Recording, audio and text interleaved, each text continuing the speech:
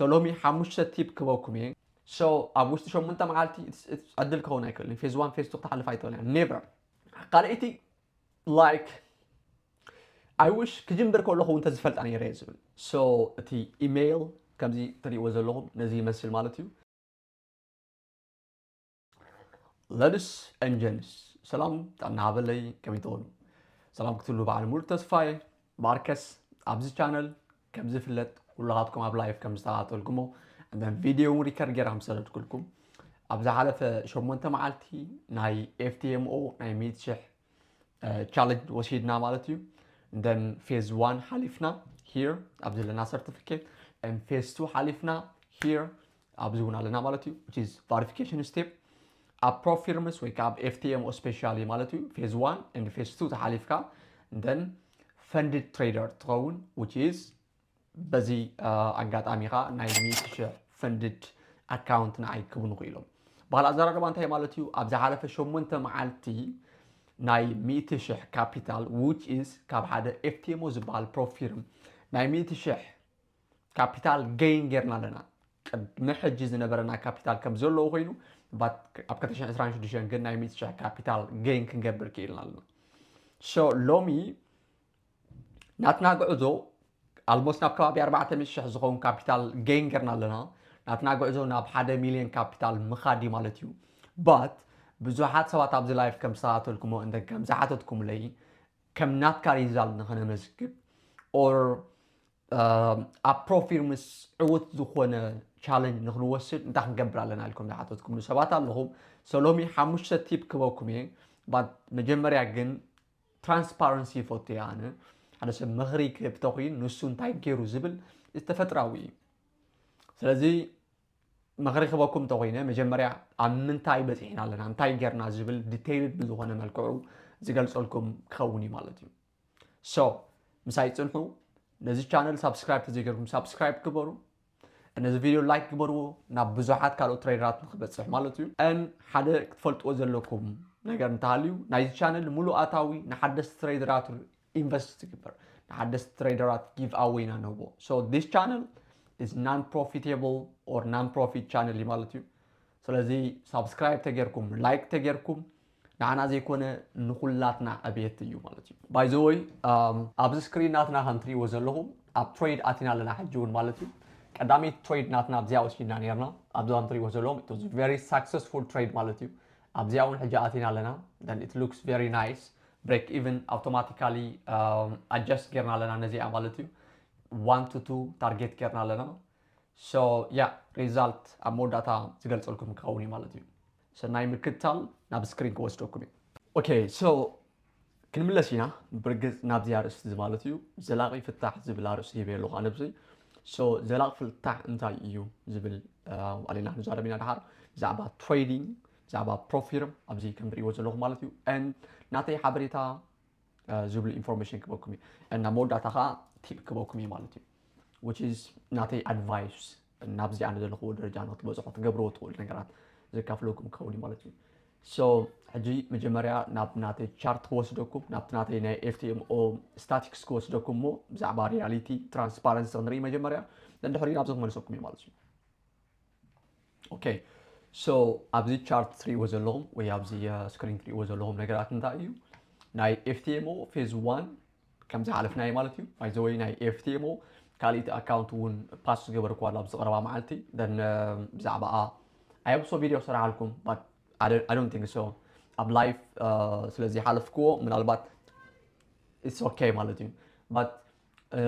ኣብዚ ስክሪን ትሪእዎ ዘለኹም ክልተ ሰርቲፊኬት ግን ኣብ ላይፍ እዩ ዝኾነ ይኹን ትሬደር ማለት እዩ ዝኾነ ይኹን ትሬደር ናትኩም ሜንተር ክኸውን ይኽእል እዩ just እዚ ኣካውንት እዚኣ ጀንቢረያ ኣለኹ እዚ ኣካውንት እዚኣ ከፊተያ ኣለኹ then ፓስ ክገብራ ኢሉ እንድሕር ዳኣ ተጀንቢርዋ and ሓደ መጀመርያ ፓስ ክገብራ ኢልካ ተሪፍካ ክፈጥረልካ ዝኽእል ፀቕጢ ኣሎ እዩ ማለት እዩ but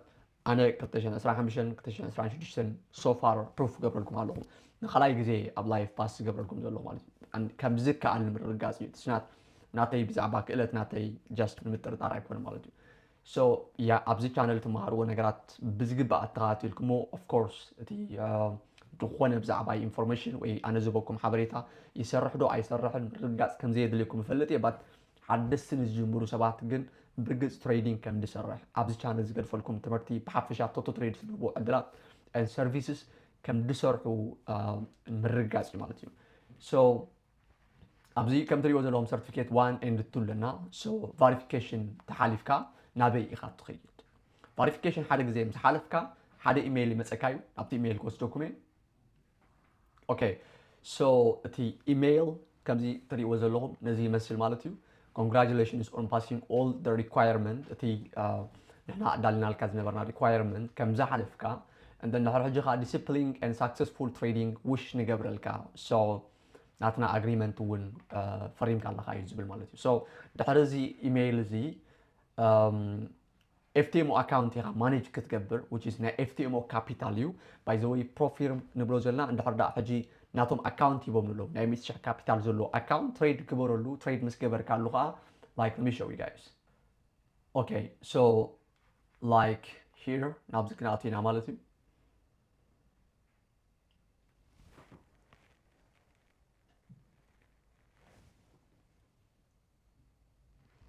أن مساعتنا لومي أب سكرين كم تري وزلهم المش زي بزي كم زي لومي تا أكاونت نايمن أكاونت يبوم نلو ناي FTMO أكاونت يبوم نزلو تاي مالته ناي FTMO كابيتال يبوم نلو إذا ناتنا كابيتال كنتي يميتش كابيتال so إذا يميتش كابيتال أبزام تري وزلهم أكاونت سايز بلالو ميتش مالته أكتيف كم زلوري إنالو تو ستيبنا فيز 1 إن فيز 2 حليفنا إن هنجو FTMO أكاونت ماني نقبرالنا مالته كابيتال هدو بزاف سبات بروفيل بتاعتهم تاي اوكي دن ناي ميتش كابيتال يبوم نلو لا حد يبوم نلو اسنات كم يكون مسرح كاي فتنا يبوها دن كم تريدر كلتنات كان حرا ترغاغيس كالهم يوم كابيتال زبوها اوكي دن دحريخه لا سيد عملت تريد ناغبر كولهم مالت تريد ناغبر كولهم 10 شح تحتي تخسيرس دن غنزب ناملسنا هبلو نديم نو كم يكون مسرح لغونه غنزب ناملسنا يبلو عليهم نسخات اكاونت اكسس نايت اكاونت ويكا دتي هبو مخاز نبرو كابيتال كرم تايد بال كوسدل كاي خول يوم كتوسرو تخلي خاد امبري زخونه تخسيركا تخفلو ነገር የለን በሙሉ ዋላት ካፒታል ተኸሲርካዮ ላይክ ገንዘብና ምለሰልና አይብሎሃኒ ማለት ወይ ገንዘብና አኽሲርካና አይብሎሃኒ ማለት እዩ ሶ ኣብዚ ከም ትሪእዎ ዘለኹም ሪዋርድ ኣቫይላብሊቲ ብለና ዘሎ ድሕሪ 13 መዓልቲ ፔይ ኣውት ተሓትት ትኽእል ኢኻ እዮም ዝብሉ ዘለዉ እንታይ ማለት እዩ ገንዘብ ከተውፅእ ትኽእል ኢኻ እዮም ዝብሉ ዘለዉ ሪዋርድ ሬሽዮ ብለና ኣሎ ሪዋርድ ሬሽዮ ማለት 80% ካብቲ ዝሰርሓኽዎ ንዓዩ ان 10% تخان عاتهم يمالتي so بغال ازاربا account type اي FTMO account type يبالس بغال ازاربا لومي trade كيرنا نيرنا then trade كيرنا بسكرين كابتري وزنلهم اتوز نمجي مريم عالتناتنا ينير مالتيو ابزام تري وزنلهم profit بلنا لوبزي which is كلتشحن 10,000 دولار نسرحنا لنا مالتيو and win rate 100 win rate لنا بات ناي حد معالتي trade كيرنا سزلنا of course ናይ መሳራ አጋጣሚ ኣሎ እዩ ማለት እዩ then win rate 100% ዝባል ነገር የለን ሎሚ ግን ኣው ትሬድ ነይሩ ሰለስተ ትሬድ ወሲድና ካብዘን ሰለስተ ትሬድ ካ ኣብዚ خليكم ሎሚ ዕለት 23 ማለት እዩ ሰለስተ ትሬድ ወሲድና ካብዘን ሰለስተ ትሬድ ካ ኣብዞም ትሪእዎ ዘለዎም it was successful ካብ ሰለስተ ትሬድ win rate ናትና ጽቡቅ ነይሩ ሴል ኣቲና it was successful 0.5 risk ጌርና ማለት እዩ ኣብታ ካልእቲ break even ወፂና ማለት እዩ then successful ማለት እዩ so نزي مسلتي سفر أمس جبنا زلنا برجع تاب 17% كاب نايميت شح أكاونت نايم سرح تارجت زلني أب زمت زلوا ورح مالتي but for now lock جبري which is نتاي مالتي ستو سنة amount lock تجير كان مثل السنة كلت شيء صار يحلقه وش تعد مالتي مالتي then imagine أو وش حدا أو وش حدا ورح يكسر الزغل مالتي so what does this mean أبزي درجة زلخو نخبصه بزح تمرتي especially حدا استراتيجي risk management trading plan ناتي بزعبا financial market ماستر بمقباري نابز مسئل زلخو مالتي بزحات ناتي تمارو especially كاب نايكلتشن سران حمشن كدمي يزربورو they are so successful so yeah let's back now نابخاتكم نابت educational part نايز فيديو نابت تمرتاوي كفال نايز فيديو مالتي so أبزي تاينا زعما تاينا نزارب زنا زعما trading أنا نزارب زنا so far أبزي channel تهاليكم زعما trading فولتكم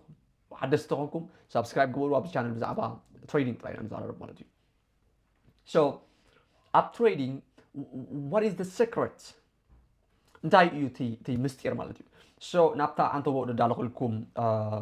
صحفتي كوست دوكمي مجمرة here سلزي مجمرة أبزي سكرين كام تري وزلهم زلاقي فتح زبل صحف عنه what is زلاق فتح انت ማለት زلاق فتح مالتنا حدا زلك صقم like كابسولو تدفعلو تخيل سيستم ويكا استراتيجي so ስለዚህ زلاق فتح اب تريدينج بروفيتابل تريدر نختكون ويكا ገንዘብ ንክሰርሕ እንታይ ኢኻ ክትገብር ዘለካ ላይክ ናይ መጀመርያ ክትገብርዎ ዘለኩም ነገር ኣብ ፍልጠት ናትኩም ኢንቨስት ምግባር ብዛዕባ ትሬዲንግ ዘለኩም ፍልጠት ክትዕብይዎ ጥራይ ዘለኩም ማለት ሓደ ስትራቴጂ ማስተር ተብላለካ ሪስክ ማኔጅመንት ናትካ ማስተር ከተብላለካ ትሬዲንግ ፕላን ናትካ ክህልወካ ኣሎ ኤቭሪቲንግ ብዛዕባ ፍልጠት ክኸውን ክእል ኣሎ ናይ መጀመርያ ማለት ዋይ ቢኮዝ ፍልጠት ናትካ ኮንፊደንስ ናትካ ስለ ዝውስኸልካ ጋይስ ንኣብነት ናብ ቻርት ወስደኩም ሶ ንኣብነት ኣብዚ ቻርት እትሪእዎ ዘለኹም US 100 እዩ ናስዳክ ማለት እዩ ምናልባት ከምዚ ገራ ዝተኽለልኩም ኸለ ኣብዚ ፀጋም ኩርናዕ መፅልኩም ኣሎ ማለት ሶ ኣብዛ ቻርት እዚኣ ሎሚ ትሬድ ዝገበርክ ዋያ እዚኣ ብርግፅ ኣብዚ ኮንግር ወፅየ ኣብዚኣ ኸባ ኣብዚኣ ወፅየ ኣብዚኣ ወፅየ ማለት እዩ እዚኣ እታ ትሬድ ናተይ ማለት እዩ ባት እንድሕር ዳ ተሪኽሞ ማለት እዩ ማርኬት መጀመርያ ቅድሚ ናብ ናተይ ቴክ ፕሮፊት ምምፅኡ ወይ ከዓ ቅድሚ ኣነ ምእታዊ ከም ትሪእዎ ዘለኹም ማርኬት ናበይ ዝኸይድ ነይሩ ከም ትሪእዎ ዘለኹም ንላዕሊ ገፁ እዩ ዝኸይድ ነይሩ ስፔሻሊ ከዓ let's zoom this one ኣብዚ ኸባ ኣብዚኣ ተመፂና ኸ እዛ ካንድል እዚኣ ናብነት ትሪእዋ እዛ ካንድል እዚኣ ተሪኹማ it's very strong ካንድል እዩ ብጣዕሚ እዩ ፅቡቕ ንላዕሊ ዝኸይድ ዘሎ so normal retail traders እንታይ ኢሎም ዝሓስቡ እደን ካርድ ንላዕሊ ዝኸይድ ዘሎ ደን ሎሚ ንላዕሊ ታርጌት ክገብር ዘለኒ ወይ ከዓ ባይ ክገብር ክኽእል ኣይኮነን ኣነ ግን ተሪኹም ኣብዚ ማለት እዩ ማርኬት ሓደ ግዜ እንታይ ገይሩ ላዕሊ ይወፅእ ነይሩ here ፌል ገይሩ ፌለር ስዊንግ ነንታሓት ወሪድለይ እንታይ ፈጢርለይ ድሕሪኡ ፌር ቫሊ ጋ እንደን ድሕሪኡ እንታይ ገር መፂለይ ደን ኣብዛ ኸባ ኣብዚኣ ኣትየ ባት ዋይ ማርኬት ላዕሊ እንዳኸደ ከሎ ንምንታይ ኢኻ ትኣቱ ምክንያቱ ኣብ ትሬዲንግ ዘላቂ ፍታሕ ፍልጠት ኢለኩም ኣሎ ኣብ ፍልጠት ናትካ ኢንቨስት ምግበር እዩ መጀመርያ ዘላቂ ፍታሕ ማለት እዩ ፍልጠት ናትካ እንታይ እዩ ዝገብረልካ ኮንፊደንስ ናትካ ይውስኸልካ ኮንፊደንስ ናትካ እንታይ ክገብረልካ ዝብል ኮንፊደንስ ናትካ ትኽትገብሮ ዘለካ ነገር ንኽትገብር እዩ ዝሕግዘካ ትኽትገብሮ ዘለካ ላይክ ገንዘብ ንክሰርሕ ኢለ ይኮንኩን ንክኸስር ኢለ ይኮንኩን ፕሮፊት ንኻርመለ ኢለ ይኮንኩን ባት እታ ኣነ ኣብ ርእሰይ ዝተምሃርኩ ኣብ ርእሰይ ዘሎ ዳታ ማለት እዩ ተሪአዮ ደን ይፈትኑ ገንዘብ ይሰርሕ ኣይሰርሕን እዩ ክኸስር ክእል እየ ሎሚ ማለት እዩ ፅባሕ ክኸስር ክእል እየ 10 መዓልቲ ክኸስር ክእል እየ ባት ኣት ኤንድ ኦፍ ደ ዴይ ብፍልጠት ይገብሮ ስለ ዘለኹ ሎንግ ተርም ሪስክ ማናጅመንት ናተይ ክሳብ ዝሓለኹ ግን እንታይ ክኸውን እየ ፕሮፊቴብል ክኸውን እየ ማለት እዩ and that's the secret ማለት እዩ ኢለ ዝሓስቦ ማለት እዩ ልዕሊ ኩሉ ነገር ኣብ ፍልጠት ናትካ ኢንቨስት ምግባር እዩ እቲ ዘላቕ ፍታሕ ዝኸውን ባት ብዙሓት ሰባት ግን እንታይ ትብሉ ኢኹም ናይ ገንዘብ ናይ ካፒታል ሕፅረት ኣለና እዩ ሜንቶርሺፕ ይኸብረና እዩ ኢልኩም ሰባት እውን ትፅሕፍሉ ኢኹም it's not guys like at first of all like ንሕና ድኻታት ኢና ዝብል ኣተሓሳስባ like ካብ ርእስኹም ኣውፅኦ ንስኻ ድኻ እንድሕር ዳኣ ትኾንካ 100% ናትካ ሓላፍነት እዩ ካብ ዘለኻዮ ክትላቐቕ ማለት እዩ ዝኾነ ሰብ ሓላፍነት ኣይወስደልካን ባት ካግዘካ ዝኽእል ኣካላት ኣለዉ እዩ ግን ናትካ ሓላፍነት እዩ so let's say ንኣብነት 2022 ማለት እዩ almost ናብ 2022 ዳኣተና ኣለዉ ሚሊቶቶ which is ኣብ ስክሪን ትሪእኑ ዘለኹም ቶቶ ትሬድስ ማለት እዩ like ናብ ከባቢ 200 ዝኾኑ ተምሃሮ ቤት ትምህርቲ ኣብ ኣዲስ ኣበባ ነርና ኦኬ ባት ሓንቲ ለይቲ ማለት እዩ like ብመልክዕ ዶላር እየ almost ዝሰርሑ ዝነበሩ ገንዘብ ዝቐምጡ ነይረ ናብ ከባቢ 10 ዝኾነ ኮምፒውተራት ነርና ኦፊስ ነርና ኩሉ ነገር ብሓደ ለይቲ ማለት እዩ like ንጎ መፅየ everything is gone guys ኩሉ ነገር ተሰሪቑ ፀኒሑ and then መበገሲ ካፒታል እውን የብለይን ገዛ ክራይ እውን መክፈል የብለይን ማለት እዩ እንታይ ክገብር ኣለኒ ኦኬ so like ዩቲዩብ እውን ሰርሕ ነይረ ናይ ዩቲዩብ ካሜራታት everything ኩሉ ነገር ይመስል ደሞ ማለት እዩ so like I have to contact I don't know መጀመርያ ምስ ሓደ ሰብ ኮንታክት ገይረ this person ፅቡቕ ኔትወርክ እዩ ዘለዎ ምስ መን ምስ ገንዘብ ክሰርሑ ዝኽእሉ ሰባት ምስ ቢዝነስ ሰባት ማለት እዩ and then ኣነ ናይ ትሬዲንግ ስኪል ኣለኒ ንስኻ ኮንታክት ግበሮም ከምዚ ዓይነት ዕድል ክንቦም ንኽእል ኢና like 200 300 I don't know 1000 ሰባት እውን ኮንታክት ገርና ንኾን ኢና ኣባና ኢንቨስትመንት ክገብሩ ማለት እዩ and then that's how ዝመፅእ ኩሉ ፕሮሰስ ማለት እዩ just a little ከፋል ማለት እዩ so እንታይ ማለት እዩ ንስኻትኩም ድሕሪ ኣደኻታት ኢልኩም ተኣምኑ ተኾንኩም ስፔሻሊ ኣብ ኣፍሪቃ ተልዮም ማለት እዩ እታ እንኮ ኣብ ርእስኩም ክመፅልኩም ዝኽእል ነገር እንታይ ሃልዩ ወይ ክትገብርዎ ዘለኩም ነገር እንታይ ሃልዩ እንታይ እዩ ኣብ ኤውሮጳ ዘለዉ ሰባት ኣብ ኣሜሪካ ዘለዉ ሰባት like ካብ ጅብኦም ገንዘብ ከመይ ጌርኩም ብሌጋሊ ብሕጋዊ መንገዲ ተወስዱ ጥራይ ክትሓስብለኩም ኣብ ኣሜሪካ ኤውሮጳ ተለኹም ፋይናንሻሊ ፍሪ ክትኾኑ ተደሊኹም ከዓ ኣብ ኣፍሪቃ ዘለዉ ግዜ ዘለዎም ፍልጠት ዘለዎም ሰባት ከመይ ጌርኩም ነቲ ናቶም ግዜ ናብ ናትኩም ጅባ ተምፁ ክትሓስብለኩም ዳስ እቲ እንኮ ዘላቒ ፍታሕ ክኸውን ዝኽእል like ዝኾነ ዩቲበር ዝኾነ ሃይማኖታዊ ዝኾነ ፖለቲካዊ ፍታሕ ኣምፃልና ኢልኩም ክትፅበዩ ይበልኩም that's your responsibility ኣነ ከማይ ከም ቢዝነስማን ከም financially free ኣብ ኤውሮጳ ዝነብር ዘሎ ሰብ and then ዝኾነ ሲስተም I don't care that's it ማለት እዩ so እንዳዳ ከምዚ ዓይነት ideology ተሊኩም ወይ ኣተሓሳስባ ተሊኩም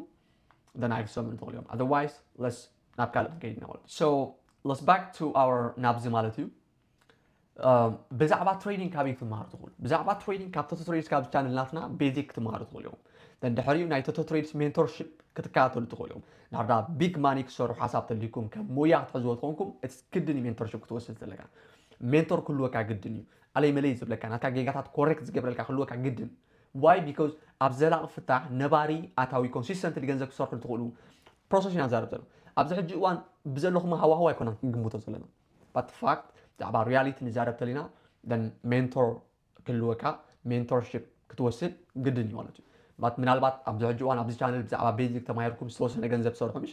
ገንዘብ ምስ ሰራሕኹም ናብዚ ዘላቒ ፍታሕ ክትመፁ ትኽእሉ ኢኹም ማለት እዩ ቲም ክህልውካ ግድን እዩ ሜንቶርሺፕ ብዛዕባ ትምህርቲ ጥራይ ኣይኮነን ኮርስ ጥራይ ኣይኮነን ባት ቲም ክህልውካ ኣለዎ ዲስከስ ትገብር ወይ ትገብር ትፅበ ኣብ ምፅባይ ንኣብነት ሕጂ በይንኻ ክትከውን ከለኻ ላይክ ኦኬ ክወስድ ኣለኒ ከዓ ቲም ተልዩምካ ስታይ ኢኻ ትገብር ኦኬ let's wait guys not to do ትበሃል ኖ ኦኬ እንታይ ያለ ሓድሽ ነገር እንደን ትራምፕ ከምዚ ይብል ኣሎ ደን ዲስከስ ናይ ወርካ ትሬድ ትገብር ሶ ዘላቒ ፍታሕ እንድሕር ዳ ክሰርሑ ድሌት ተልይኩም ኣብ ኣፍሪቃ ተልይኩም ኣብ ኤውሮጳ ዘለዉ ሰባት ኢንቨስት ንክገብርልኩም ንስኻትኩም ከዓ ነቲ ገንዘብ ኣብ ትምህርቲ ኣብ ኤጁኬሽን ኢንቨስት ንክትገብርዎ ክትሓስቡ ትኽእሉ ኢኹም ማለት እዩ ባት ኣብ ኣፍሪቃ ነ ዘለኹ ኣንዳ ኣታዊ ዘይብለይ ገለገለ ኢልካ ጀስት ነብስኻ ጥራይ ኣዋዲቕካ ድመፅእ ፍታሕ ግን የለን ሪያሊቲ $100 $200 ክሳብ $500 ናብ ከባቢ 2,000 ዝኸውን ዶላር ኣብ ዝሓለፈ ዓመት ጥራይ ጊቭኣዊ ሂብና ኣለና ንሕና ግን ዘላቒ ፍታሕ ኣይኮነን ዋይ ቢካዝ ኣብቲ ዘላቒ ፍታሕ ዝበሃል ኣብቲ ነባሪ ዝኾነ ሶሉሽን ፎከስ ስለዘይንገብር ዘለና ማለት እዩ what about ናተይ ሓበሬታ so let me give you this ኣብ ትሬዲንግ ገንዘብ ክሰርሑ እንድሕር ዳ ሓሳብ ተልይኩም መጀመርያ ክትገብርዎ ዘለኩም ነገር ዋን ቲፕ ክበኩም ናይ መጀመርያ እንድሕር ዳኣ ብዘይ መደብ ትሬድ ትገብር ተሊኻ ማለት እዩ ደን ኣቐዲምካ ሉዘር ንክትወድቕ ካብቶም 90% ንክትከውን like መዲብካ ኢኻ ብእንግሊሽ እንታይ ይበሃል if you are trading without a plan then you are planning to fail or if you fail to plan then you plan to fail which is እንድሕር ዳ መደብ ተዘይሃሊካ ንክትወድቕ መደብ ጌርካ ኣለኻ ማለት እዩ ወይ ከዓ ንኸይትዕወት ኢኻ መደብ ጌርካ ዘለኻ ማለት እዩ ደን ፕላን ክህልወኩም ኣሎ እንታይ ምስ ረኣኹም ኢኹም ተኣትዉ ሪስክ ማናጅመንት ናትኩም ክንደይ እዩ ኦኬ ሶ ኣነ ከኣቱ ከለኹ ኣብ ውሽጢ 8 መዓልቲ ሓሊፈ ኢለኩም ሃከ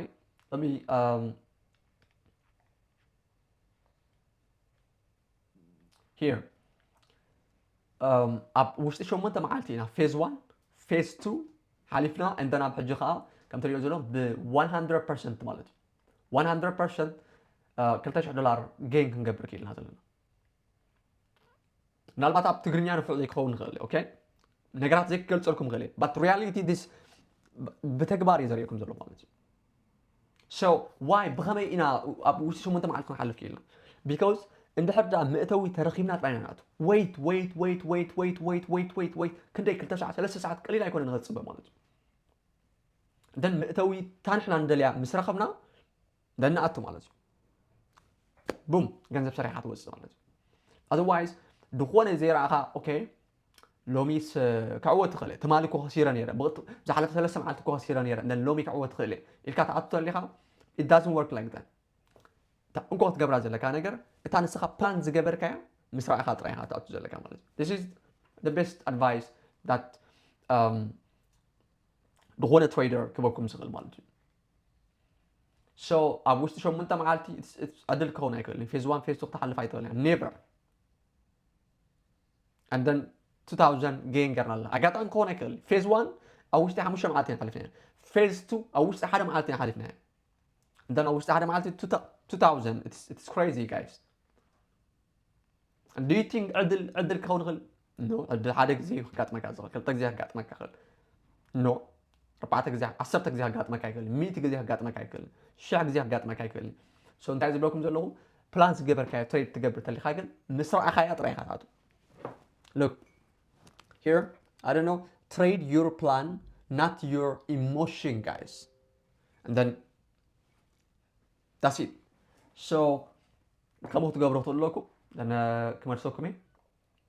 okay so ኣብ ስክሪን ብዝተኻለ መጠን ዲቴይል ገይረ ፅሒፈኩም ኣለኹ ናብ ቲፕ ክመፅእ ማለት እዩ 5 ቲፕ ክበኩም ኣብ FTM ክሓልፍ ዝሓገዛኒ እዚኣተን ማለት እዩ so ተቐዳመይቲ እንታይ እያ ከም ኣመሓዳሪ ገንዘብ ትሬድ ግበር እንታይ ማለት እዩ ንስኻ ኦልሬዲ 100,000 ካፒታል ፈንድድ ከም ዝኾንካ ተዋሂብካ ኣሎ እንታይ ኢኻ ትገብር ናይ 100,000 ካፒታል ኣነ ተዝህበካ እንካ 100,000 ኢለ ተዝህበካስ እንታይ ክትገብር ትኽእል 10,000 ጥራይ ዲኻ ክሰርሕ 15,000 ጥራይ ዲኻ ክሰርሕ ወይስ 200,000 እውን ከተብፅሖ ትኽእል ኢኻ ግን ኦቨር ታይም ምስ ግዜ ቀስ እንዳበልካ ማለት እዩ then think like that ከምኡ ኢኻ ትሓስብ ዘለካ ማለት እዩ ፈንድድ ኢኻ ግን 10,000 ጥራይ ምስራሕ ኣይኮነ ናትካ ዓላማ it's beyond that ናትካ ዓላማ ሚሊዮንስ ምስራሕ እዩ በታ 100,000 ግን ናትካ ቻርት ከመይ ክኽነሎ ንኣብነት 1% ትሰርሕ 0.5% ትኸስር 0.5% ትኸስር ትወፅእ 1.5 ትሰርሕ and then ናትካ ግራፍ like up and down ከውና ኣሎ እምበር ብጣዕሚ up ከውና ብሉን down ከውና ብሉን ማለት እዩ then ካልአይቲ like I wish ክጅምር ከለኹ እንተ ዝፈልጣ ነይረ እየ ዝብል ሓንቲ ፅምዲ ጥራይ ማስተር ግበር እንታይ ኢኻ ትሬድ ትገብር USD ጥራይ ትሬድ ግበር USD መዓስ ይኽፈት ኣበይ ግዜ ኢኻ ምእተውናትካ ትረክብ ኣበይ ናይ ኪል ዞን ኣበይ ናይ ሴሽን like just one ፅምዲ ጥራይ ትሬድ ግበር one ፅምዲ ክብል ከለኹ try your best ነታ ፅምዲ ናትካ ብዝግባእ ጠባያ ንኸተለልያ ማለት እዩ ካልኦት ሰባት ጎልድ ስለ ዝበሉ ጎልድ ትሬድ ኣይትግበር US 100 ስለ ዝበሉ US 100 ዩሮ ይብሉ ናብ ዩሮ ቢትኮይን ኣብ ዝበሉ ሰሙን ኣብ ቢትኮይን ተዘልል ተለኻ trading doesn't work like that ኣብ ትሬዲንግ ብዙሕ ግዜ ጥራይ ትሕልፍ ኣፍልካ ኣብ ትሬዲንግ ሞስትሊ ናተይ ኣቨሬጅ ተመሊስና ንሪኦ ማለት እዩ ኣቨሬጅ ናተይ 20 ሚኒት ክሳብ 1 ሰዓት ጥራይ ኣብ ቻርት ዘሎ then ገንዘብ ስራሕ ኣለኹ ወይ ከዓ ስቶፕ ሎስ ቴክ ፕሮፊት ገይረ ኣለኹ then ድሕሪ ዝኾነ ድወስዶ ኣክሽን የብለይን ማለት እዩ ብሬክ ኢቨን ክገብር ክእል ባት ሓንቲ ፅምዲ ካልአይቲ ሕግታት ናትካ ግዴታ ዳ እምበር ኣማራፂ ይኮኑ ሕግታት ከተቐምጥ ከለኻ ለሰይ ንኣብነት ሕጂ 10 ትእዛዛት ናይ ፈጣሪ ዝበሃሉ which is ፅቡቅ ስነ ምግባር ንክህልወካ ዝሕግዙ ግን ብድሌትካ ኢኻ ክትሕሶም ትኽእል ኢኻ ህደሌኻ እንደን ተደሌኻ ክትኽብሮም ትኽእል ኢኻ ናትካ ግዴታ ኣይኮነን ዋይ ኣማራፂ ስለ ዘለካ ኣብ ገዛኻ like ምስ ፋሚሊ ናትካ ክትነብር ሪስፔክት ክትገብሮን ፋሚሊ ናትካ ኣማራፂ እዩ ፋሚሊ ናትካ ንኽተኽብሮም ዘይተኽብሮም ግዴታ ኣይኮነን ኣማራፂ ስለ ዘለካ ዘይተኽብሮም ትኽእል ኢኻ ብዙሓት ሰባት ተሪኽሞም ኣብዚ ሕጂ ኣብዚ ሞደርን ዓለም ምስ ፋሚሊ ናቶም ኣይሰኣምኑ እዮም ኣብ ትሬዲንግ ግን እቲ ናትካ ዕላማ እዩ ናትካ ትርጉም ናይ ምንባር እዩ ኦኬ እንደን ናትካ ትፅሕፎ ሕግታት ኦኬ ከምዚ ተኮይኑ ከምዚ ክገብር ከምዚ ተኮይኑ ከምዚ ክገብር it doesn't work like that just ግዴታ እዩ ደንከ ተኽብሮም ክትኽእል ኣለካ ማለት እዩ እንታይ ምስ ረኣኻ ኢኻ ትኣቱ ናትካ ትሬዲንግ ሪስክ ማናጅመንት ናትካ እንታይ እዩ معاشي هتريد تكبر معاشي هتريد تكبر كتصحفات لك دن كتري لك عدم متاوكا دن كتوجد لك مالتيو حقتها نتكا حسب الكامل تحس كان نفسها غدا ايكون كذا كم سبت جايجه تخلي حبات مس غزي ግን ከተخبروا لهم البروسس እንዳማ عبلك هتخيد صبح ማለት ሳልሰይትና አይ بتاعم ተቀመጥና حقتاتنا تحج بتاعم يزخبران امناتي ابز چارت تاريخ مو ብዙح غزي نتاحت داون ايورنين mostly up مالتي because risk management ناتي كل غزي ستوب لو تتقمي ስለዚህ overtrading guys overtrading just ከተወግዱ ወቅት ለኩም በከመይ ከነወግዱ ገለልኩም አይተحطቱ ሓደ መዓልቲ ከተወግዱ ይኹም ከይፈተኹም ማለት ነው እንዳሕዳም ቶይ ባካ ብሕጅ ተጀምበርኩም ገንዘብ ክሰሩ ትኽእሉ ኢኹም ማለት እዩ ቅድሚ ምእታውካ ቅድሚ ትሬድ ምጅምባርካ ክንደይ ትሬድ ክገብር ሎሚ ኣነ ሕጂ لايك مساعدكم ذا فيديو ريكورد نقبر كلكم كله ما توري نيرة بات أما عاد خلت جزء تريز قبل لا تقدمي توشي ده على إيتون وشي ده بريك إيفن كوينا وزي مالتيو دن سال سيتيري اللهو بات خلت جزء تريز قبل لومي لياتي نلومي دن كاتو نمنتاي كاتو ورا حقنا تيو الذي أوفر تريننج كتو قدروا للتخيل حقي مقماتيو لأن حقنا كام خبر أوفر تريننج كأن سالك عليه مسك زينا قارس كهات خيط غلا يوم رخا مع عسيس على إخا زخون حمشيت مالتيو أن فتاوي خا زخون من اللاي بتعمل تحكوزكم أمرنا كا فتاوي خا إيو معس أب تريننج قدم من تاوكا باي أند سيل قدم من بالك مالتيو واي بيكوز أمرنا كا بزلوا إنفورميشن تتكيمي إيو حبيت بكازل كم زهم زات قبل عليك خمسة خمسة تري لا خمسة خمسة قبل له ماركت كم زوجين له فاندامينتال تكنيكاليز سنتيمنتالي أنالايز صراحة لقادن بزي أمكن كتأتو على كاي بلكا مسأتها وان جزء كليك مسكي بركا أمرنا كان تعيد بلكا دحريم كتوصل على كا بزبلي جمر بتشغل إلى راح توصل بك يعني على خيط كذا ستوب لوس كده هذا مكانه ستوب لوس تقرب يخا تيك بروفيت تقرب يخا بريك إيفن جبر دان أمرنا كان مسأتها أب تريدينج ناتكا سلاي يزخون واي بيكوز أب تكلني هوا يكون كان زلا جنزب نخيط خسر أمرنا كان سرح ناتو كاب أنزان مقلقات رايس رب كاب أنزان مقلقات تقولنا قدم بتاعك جيجا وسانة نخيط وسني جحك زكام مسأتها جن كلا أجزي نخيط أنزو إذا بركة سو نخيط أنزو خا ستوب لوس كتقرب على كابلكا ستوب لوس كيرو مكا تيك بروفيت مسكده جنزب نخيم لسكاتي أب unrealized profit مالت نخيم لسكا كتوصل على كاي بلكا سو صلاي خايزكم ناتكم أبرو معس صلايكم مخون معس فتاويكم مخون من لاي مسحف كدليكم سو سلام كتالكم مسكين مالتيو نلومي زنبرنا زور بنزي مثل I hope so إذا فيديو تقام خوينو ترغبوا مالتيو أبيت صالي بخالق فيديو نراقبينا but guys نزي فيديو لايك بولونا بزح سبات كبصح مالتيو بزح سبات بصح مالت يا الشانل كعبيو أنا كل جزء عم نقولكم كا تايلكم يا رب سحالف 15 سبسكرايبر تبصينا جايز عبيت جيف أوي كلونا بس استفر علي عبيت كامباين تاع أجريمنت كلونا مالتيو سمع قبريا جيف أوي نعهدكم سومناوي ورحوي كبولنا زخلو كامباين تاع أجريمنت قبريا سو كل هذا سبسكرايب قبروا مالتيو أن يا شير قبروا نزل فيديو نبصح سبات كبصر أن خلوا سبات سبسكرايب قبروا إنفورم قبروا مالتيو دهونا أتاونا الشانل نعهدكم لازم حدث تريدرات بجيف أوي مركز خير أب تيك توك أب فيسبوك أب تيليجرام شانل እንዳሕዳ ፈለው ተገርኩምና ብዝተፈላለየ ግዜ ጊቭ ኣዊ ስለንህብ ናይቲ ጊቭ ኣዊ ተቋደስቲ ክትኾኑ ትኽእሉ እዮም ባይ ዘ ወይ ቅድሚ ምእታዊ ዜና ዝገበሉ ቅድሚ ትሬድ ምግባሬ ብዛዕባ ሃዋህው ኢንፎርሜሽን ዝበሉ ናይ ቴሌግራም ቻነል ኣለና ናይ ቴሌግራም ቻነል ናትና ካብቶም ትሪእዎ ዘለኹም ጆይን ክትገብሩ ትኽእሉ ኢኹም ሶ ደጊመ ስለምክታልኩም መስገን ታንኪዩ